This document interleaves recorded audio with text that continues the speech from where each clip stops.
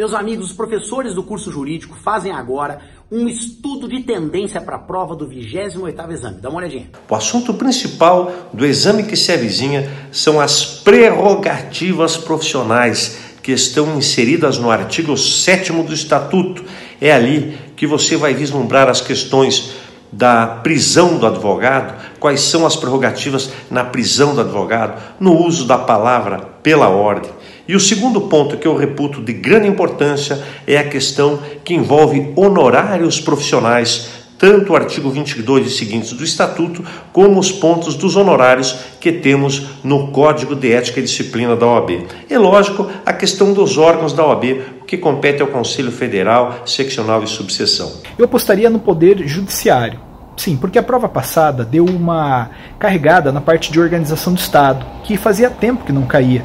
E judiciário também faz tempo que não cai, então dá uma olhada nessa parte, vale a pena conhecer, parte de súmula vinculante, Conselho Nacional de Justiça, e dar uma olhada também nas competências do Supremo Tribunal Federal. Claro que temas como Poder Executivo, responsabilidade do presidente, e Poder Legislativo, processo legislativo, também são muito frequentes, muito corriqueiros, portanto estude-os. E o controle de constitucionalidade, claro, nunca perca de vista, entenda a DI, a DC, a DPF, controle difuso e todos os temas que gravitam em torno. Como tem sido comentado em sala, as questões são eminentemente práticas, então demandam um raciocínio sobre aquele caso hipotético para que a gente possa responder de uma forma adequada. Quais são os grandes temas de estudo para a gente se preparar de uma forma adequada? O regime das incapacidades após o advento do Estatuto da Pessoa com Deficiência, a morte presumida com decretação de ausência ou sem decretação de ausência, o inadimplemento e as espécies de inadimplemento, suas consequências, e, por fim, responsabilidade civil, ou seja, quando surge o dever de indenizar. A gente tem dois temas muito importantes para a tua prova, olhando para todas elas, mas em especial as últimas. Crimes contra a vida e crimes patrimoniais. Dentro dos crimes contra a vida, tema mais importante, homicídio. E dentro do tema homicídio, homicídio qualificado. Aqui, lembramos do homicídio pelo feminicídio. Afinal de contas, é uma hipótese em que, quando a mulher morre em um contexto de violência doméstica, ou em uma hipótese que você tem aqui o menosprezo à condição de sexo feminino, vai estar caracterizado a qualificadora. Dentro do furto qualificado, a hipótese do furto que é punido com maior rigor, a questão do explosivo, que pode qualificar o furto tanto quando for objeto, quando for também meio para a prática do crime de furto. Primeiramente, estude recursos. Vai cair uma questão. Ou cai uma ou caem duas questões desse tema. Recursos. Depois, parta para execução, cumprimento de sentença. Também é um tema frequentemente cobrado na prova da OAB. Em terceiro lugar, você vai estudar procedimento comum, lá da inicial até a sentença, mas com destaque especial para a parte da audiência de conciliação ou de mediação. Em quarto lugar, você vai estudar a parte geral do Código, com foco na tutela provisória e também nas normas processuais fundamentais, lá do começo do Código, a partir do artigo 1º, especialmente até o artigo 12. Vamos falar um pouquinho de tendência da prova, analisando do 23º exame em diante, porque analisando o passado nos dá um norte daquilo que poderá ser cobrado na próxima prova. E eu destaco inicialmente o tema da ação penal, principalmente nas questões envolvendo representação, renúncia e perdão, e sempre fazendo um paralelo, tangenciando a matéria da Maria da Penha. Destaco também a parte dos recursos em espécie e a parte de prisão e liberdade.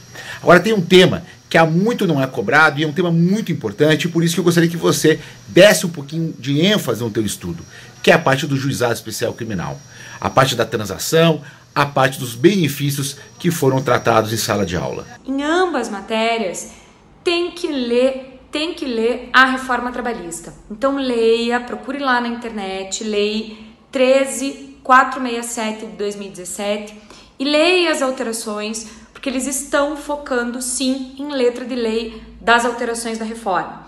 Em processo do trabalho, ritos, principalmente rito sumaríssimo, é um assunto sempre pedido. A questão de comparecimento e ausência das partes na audiência. A questão também relativamente a regrinhas aí que mudaram de prazos, questão de ônus da prova, questões envolvendo recursos também. E é muito comum cair uma questãozinha lá de execução. Agora, em direito material, é super importante você estudar o artigo 457 da CLT com as alterações em salário e remuneração, estudar os adicionais também, as regras de jornada de trabalho, e já deu para ver que eles vão cobrar o que pode e o que não pode vir em negociação coletiva.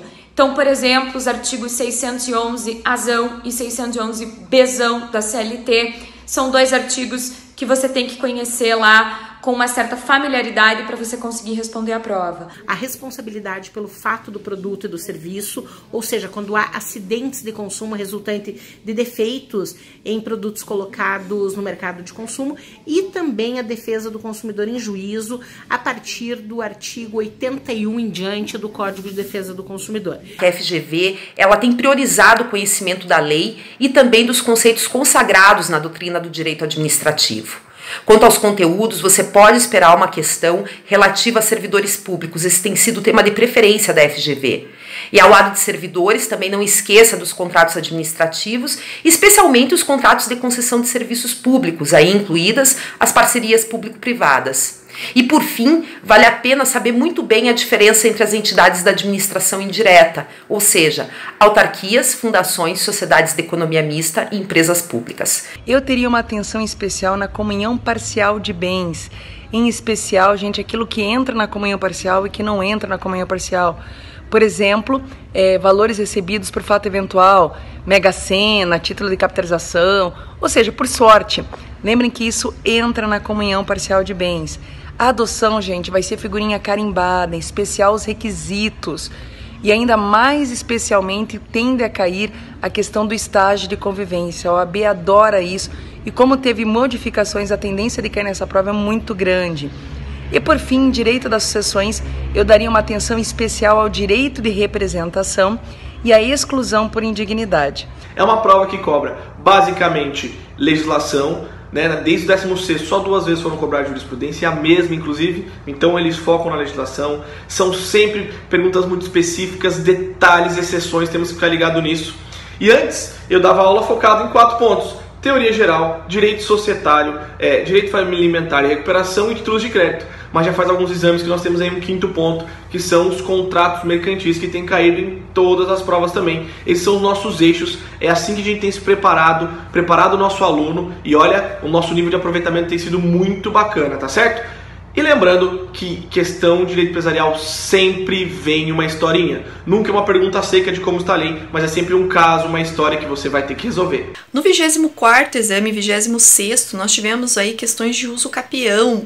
Então esse tema aí tem bastante importância na tua prova, você deve fazer uma revisãozinha.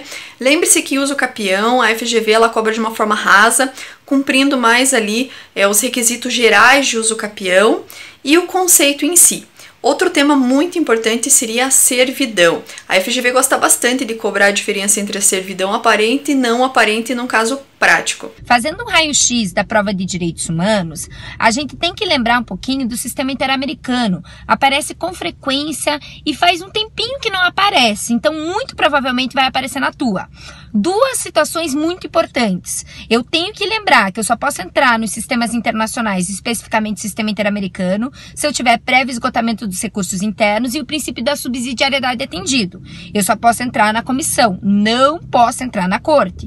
E em direito internacional, o tema do momento é, obviamente, a questão da nacionalidade. Nova lei de imigração.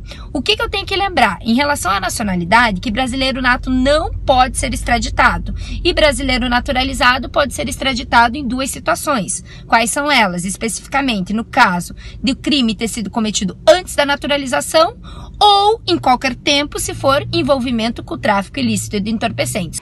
Como a gente não tem em matéria ambiental um código de direito ambiental, é muito comum que a banca cobre letra de lei, porque a gente tem muita lei em matéria ambiental e elas estão todas espalhadas. Mas algumas leis têm sido mais comuns nos últimos exames, como a Lei Florestal 12.651 de 2012, ela tem caído bastante. A Política Nacional de Meio Ambiente, especialmente os seus instrumentos, licenciamento ambiental é um dos instrumentos, cai bastante. E mais recentemente a Política Nacional de Resíduos Sólidos e a Política Nacional de Saneamento Básico. São são assim as leis que têm aparecido muito nos últimos exames, tá? Pessoal, tendência fortíssima na FGV é cobrar direitos fundamentais, foco em respeito e dignidade. Lembrando lá da lei da palmada, eu não posso beliscar, eu não posso dar tapinha, eu não posso torcer o bracinho do meu filho. Em segundo lugar, o que é mais cobrado pela FGV? Crimes praticados contra criança e adolescente. Vamos destacar a corrupção de menores. Lembrando que a corrupção de menores pode ser praticada por meio eletrônico. Em terceiro lugar, acolhimento institucional. Preste atenção nessa medida de proteção. E em quarto lugar, artigo 130, letra de lei. Já caiu o artigo, já caiu o parágrafo único. E por último, vamos falar da internação, que a FGV também gosta bastante. O padrão de pergunta tem sido sempre o mesmo. Eles sempre perguntam sobre justiça e direito para algum autor ou algo mais específico, sempre trazendo um texto. E esse texto costuma nos ajudar muito na hora de resolver. Então, embora são questões difíceis porque são de filosofia, e a gente talvez não esteja tão acostumado, elas são fáceis porque elas costumam trazer um texto que nos dá a resposta, isso ajuda bastante. Pois bem, mas e aí? Os autores que mais têm caído são autores de teoria do Estado, não é à toa que na nossa preparação, 2/3 da nossa preparação foca aí nos teóricos do Estado. E teóricos do direito, eles têm um queridinho que é o Norberto Bobbio, que já caiu 6 vezes no exame de ordem e é a nossa maior pedida. Então nós estamos atentos, estamos entendendo como funciona a cabeça do nosso examinador e nos preparando sempre, estudando todos os autores que já caíram e com boas apostas de autores novos que podem cair. E não se esqueça, o exame par tem tudo para ser um exame mais tranquilo se você olhar para a história do exame de ordem. 18º, 20º, 22º, 24º, 26º. Agora, se você olha para os ímpares, hein, uma pancada atrás da outra. Então vamos torcer para continuar a tendência dos pares um pouquinho mais tranquilos e muito sucesso para todos.